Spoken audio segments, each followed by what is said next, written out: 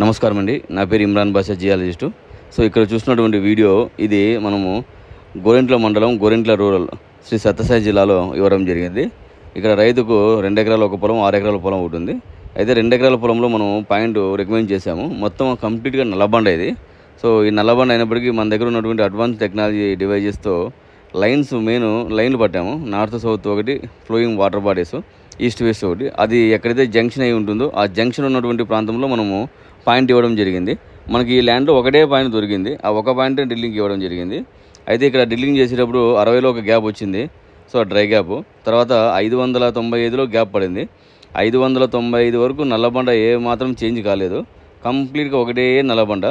తర్వాత 630లో ఒక గ్యాప్ రావడం జరిగింది. 720లో ఒక గ్యాప్ రావడం జరిగింది. 870 అదే మేజర్ గ్యాప్, దాదాపు 2 ఫీట్ల గ్యాప్ రావడం జరిగింది. అక్కడ వాటర్ అనేది excess of water, full heavy water వచ్చేసాయి.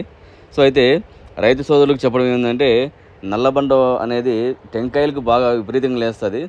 ఎవరైతే నల్లబండ ఉంటున్నటువంటి రైతులు ఉంటారో వాళ్ళు టెంకాయలతో చూపించుకునేప్పుడు చాలా జాగ్రత్తగా చూపించుకోండి. ఎందుకంటే నల్లబండకి టెంకాయకి చాలా సంబంధం ఉంది.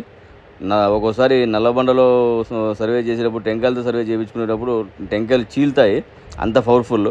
సో వాళ్ళకి టెంకాయ అనేది హెవీ ఎక్సెస్ ఆఫ్ వాటర్ చూపిస్తుంది.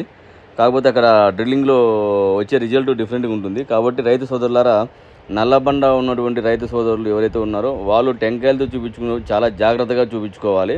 1-2 సార్లు టెంకాయలతో చూపించుకున్న తర్వాత మీ సరౌండింగ్లో ఉన్నటువంటి మంచి జియాలజిస్ట్ని పిలిపించుకొని అక్కడ ఉన్నటువంటి కండిషన్స్ మీరు తెలుసుకొని అప్పుడు డ్రిల్లింగ్ పోవడానికి ఆలోచన చేయండి. అంతేగాని డైరెక్ట్గా నల్లబండలో పాయింట్ ఇచ్చేటప్పుడు నీళ్లు 2 ఇంచులు పడతాయి, 3 ఇంచులు పడతాయి, బొగ్గులు పడతాయంటే అక్కడ అంత ఛాన్సెస్ అనేది ఉండదు. కాబట్టి రైతు సోదరులు 1-2-3 సార్లు ఆలోచించుకొని మంచి జియాలజిస్టు, లైన్లు, జంక్షన్ పాయింట్ల గురించి తెలిసినటువంటి జియాలజిస్ట్ని పిలిపించుకోండి. ఎందుకంటే లైన్లు తెలియకోకుండా ఊరికి నామకే వాస్తే లొకేటర్లు తిరుగుతున్నాయని చెప్పి ఎక్కడ పడితే అక్కడ పెడితే రైతు నష్టపోతారు.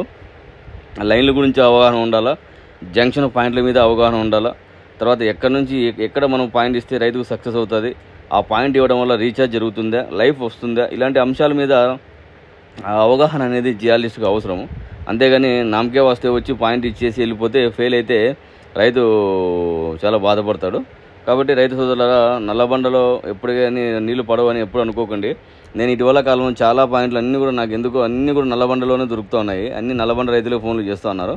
అయినప్పటికీ మన దగ్గర ఉన్నటువంటి టెక్నాలజీ ఉపయోగించుకొని ఎక్కడే కానీ ఇబ్బంది పడుకోకుండా మనకు అక్కడ ఉన్న కండిషన్స్ అనేది ప్రతి ఒక్కటి రైతుకు వివరించి రిజల్ట్ అనేది మ్యాక్సిమం సక్సెస్ కావడానికి ఛాన్సెస్ ఉన్నటువంటి పాయింట్స్ ఇచ్చి మనం సక్సెస్ అవుతూ ఉన్నాము. మనము ఓవరాల్గా నల్లబండలో 80-80% సక్సెస్